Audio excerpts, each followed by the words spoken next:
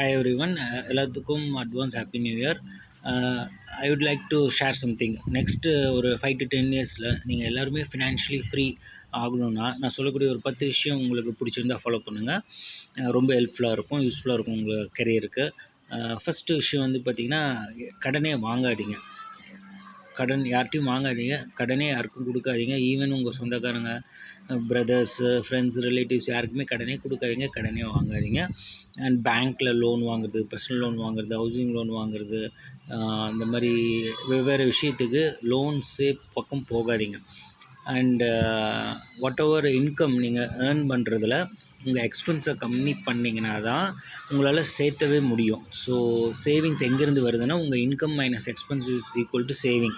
So அந்த சேவிங்கை நீங்கள் கட்டாயம் பண்ணியே ஆகணும். ஏன்னா இன்ஃப்ளேஷன் அப்போ தான் உங்களால் மேட்ச் பண்ண முடியும், உங்களால் சர்வைவே ஆக முடியும். சர்வே ஆகிறதுக்கு உணவு, உடை, இருப்பிடம், ஸோ ஷெல்டர் முக்கியம், தங்குற இடம் முக்கியம், ஃபுட்டு முக்கியம், அண்டு கிளாத்ஸு. இது 3 இல்லாமல் நம்மளால் வாழ முடியாது. அந்த லிவிங்காச்சும் நம்ம சேவிங்ஸ் பண்ணியே ஆகணும். அதுக்கு வந்து இன்கம் வேணும். இன்கமில் எக்ஸ்பென்ஸ் போக சேர்த்து வச்சே ஆகணும். ட்ரெடிஷ்னல் இன்வெஸ்ட்மெண்ட்டு, அதாவது நம்ம முன்னோர்கள் செஞ்ச லேண்ட் இன்வெஸ்ட்மெண்ட் ஆகட்டும், கோல்டு இன்வெஸ்ட்மெண்ட் ஆகட்டும், தி பெஸ்ட் ரிட்டர்ன் கொடுத்துருக்கு. 50% அதில் இன்வெஸ்ட் பண்ணுங்கள். அது உங்களோட இன்ஃப்ளேஷனை மேட்ச் பண்ணுற அளவு கொண்டு போகும். இன்ஃப்ளேஷனை தாண்டி நான் நல்ல ப்ராஃபிட் சம்பாதிக்கணுன்னா we have to choose share மார்க்கெட்டில் இன்வெஸ்ட் பண்ணணும், இல்லை பிஸ்னஸ் ஆரம்பிக்கணும். பிஸ்னஸில் அந்தளவு நாலேஜ் இல்லை ஆரம்பிக்கிறதுக்குன்னா நம்ம ஷேரில் இன்வெஸ்ட் பண்ணணும். ஷேரில் இன்வெஸ்ட் பண்ணுறதுக்கு பயமாக இருக்குது அப்படின்னா மியூச்சுவல் ஃபண்ட் பண்ணணும். மியூச்சுவல் ஃபண்டில் எஸ்ஐபி போகிறதுக்கு பதில் லம்சமாக இன்வெஸ்ட் பண்ணுறது தான் தப்பு, நல்லது. லம்சம்னா ஒரே டைம் இன்வெஸ்ட் பண்ணுறது தான் லம்சம். அது வந்து ஒரு 10 ரூபாய்க்கு என்ஏவி வாங்குறீங்கன்னா 100 ரூபா போனாலும் 10 டைம் க்ரோத். 1000 ரூபா அந்த மியூச்சுவல் ஃபண்ட் ஒரு 30 வருஷத்தில் போகுதுன்னா உங்களுக்கு 100 டைம்ஸ் 1:100. 1 லட்ச ரூபா இன்வெஸ்ட் பண்ணிங்கன்னா 1 கோடி ரூபா உங்களுக்கு ரிட்டர்ன்ஸ் கொடுக்கக்கூடிய அளவு மியூச்சுவல் ஃபண்டில் க்ரோத் இருக்குது. ஸோ மேக்ஸிமம் லம்சமில் அதிகம் இன்வெஸ்ட் பண்ணிவிட்டு தேவைப்பட்ட எஸ்ஐபியில் கொஞ்சம் அமௌண்ட் இன்வெஸ்ட் பண்ணுங்கள். பட் லம்சம் போனீங்கன்னா தான் உங்களுக்கு ஹை ரிட்டர்ன்ஸ் கிடைக்குது. ஸோ மியூச்சுவல் ஃபண்டில் போங்க. மியூச்சுவல் ஃபண்டில் சூஸ் பண்ணக்கூடிய ஃபண்டு என்னவாக இருக்கணும்னா, ஈக்விட்டி ஃபண்டாக இருக்கணும், இல்லைன்னா இண்டெக்ஸ் ஃபண்டாக இருக்கணும். ஸோ ஒரு 10,000 ஷேர்ஸ் கம்பெனி வந்து லிஸ்ட் ஆகிருக்குன்னா அதில் டாப் 50 ஃபண்டு தான் ஈக்விட்டி ஃபண்டு இல்லைன்னா இண்டெக்ஸ் ஃபண்டுன்பாங்க. அந்த ஃபண்டில் இன்வெஸ்ட் பண்ண தைரியமாக நல்ல க்ரோத் கிடைக்கும். ப்ளூ சிப் ஃபண்ட் இல்லைன்னா இண்டெக்ஸ் ஃபண்ட் அப்படின்னு சொல்லுவாங்க. ஸோ அதில் இன்வெஸ்ட் பண்ணுங்கள். மோரோவர் கோல்டு வந்து நல்ல ரிட்டர்ன்ஸ் கிடச்சிருக்கு. ஏன்னா கோல்டு லாஸ்ட் 10 years 20 years அதோட ஹிஸ்ட்ரிலாம் பார்த்தீங்கன்னா ஹியூஜ் ரிட்டர்ன்ஸ் கிடச்சிருக்கு. 10 to 20 டைம்ஸ் க்ரோத். இன்ஃப்ளேஷனும் தாண்டி உங்களுக்கு அதிகக்கூடிய ப்ராஃபிட் வந்து கோல்டில் இருக்குது. கோல்டாக வாங்காதீங்க, தங்கமாக வாங்கினா 100 கிராம் தங்கத்துக்கு 30 கிராம் எக்ஸ்ட்ரா நீங்கள் பே பண்ணி ஜுவல்ஸாக வாங்குற மாதிரி இருக்கும். ஜிஎஸ்டி இருக்கும், செய்கூலி சேதாரமாக இருக்கும். ஸோ கோல்டு ETF, கோல்டு பீஸ்ன்னு சொல்லி இப்போ மார்க்கெட்டில் இருக்குது. அன்றைய தேதிக்கு மார்க்கெட்டில் வேல்யூ பிரகாரம் நீங்கள் கோல்டே வாங்கிக்கலாம். ஸோ ட்ரெடிஷ்னல் இன்வெஸ்ட்மெண்ட்டு லேண்ட் இந்த மாதிரி சூஸ் பண்ணுங்கள். செகண்டரி கோல்டு இந்த மாதிரி இன்வெஸ்ட் பண்ணுங்கள். மீதி 50% வந்து நீங்கள் ஷேர் மார்க்கெட்டில் மியூச்சுவல் ஃபண்டில் இன்வெஸ்ட் பண்ணுறது ரொம்ப நல்ல விஷயம். அண்டு வீடு அவசரப்பட்டு வீடு வாங்கி லாக் ஆகிக்காதீங்க. வீடு வந்து ஒஸ்ட் இன்வெஸ்ட்மெண்ட். எல்லாத்துக்கும் வீடு வந்து முக்கியம்.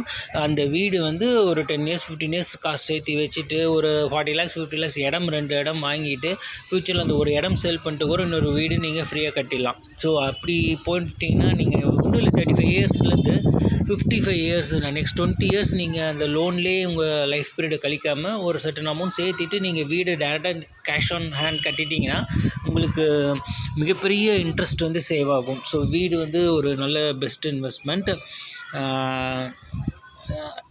கடனை குறைங்க. பர்சனல் லோனு, தேவையில்லாத ஜுவல் லோனு, 10-5 ஜுவல் லோன்ஸ் வச்சுக்கிட்டு 10 லட்ச ரூபா ஜுவல் லோனுக்கு 1 லட்ச ரூபா வட்டியே கட்டுறாங்க. ஸோ அது வந்து மிகப்பெரிய தவறு. அது நீங்கள் ஜுவல் எல்லாமே நீங்கள் சேல் பண்ணிட்டு போகிற நீங்கள் அந்த கட்டுற வட்டியை நீங்கள் வருஷம் ஒரு 2 பவுன் நீங்கள் சேர்த்து வைக்கலாம்.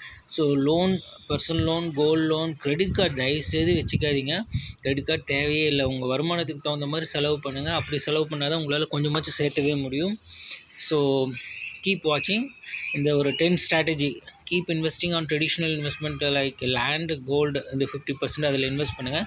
Fixed deposit which gives negative returns. So அதுலேயும் இன்வெஸ்ட் பண்ணலாம். யார் பண்ணலான்னா ஒரு 60-65 வயசு இருக்கிறவங்க, ரிஸ்க் எடுக்க விரும்பாதவங்க அதில் இன்வெஸ்ட் பண்ணுறது தப்பே கிடையாது.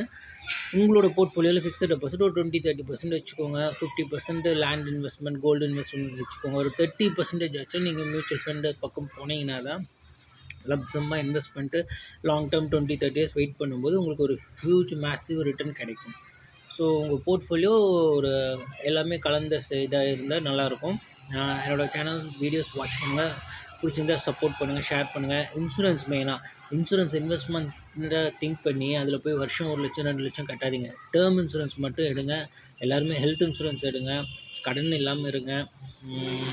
வீடு வாங்கணும், ஒரே ஒரு வீடு நல்ல சூப்பரான வீடாக வாங்கினா போதும்.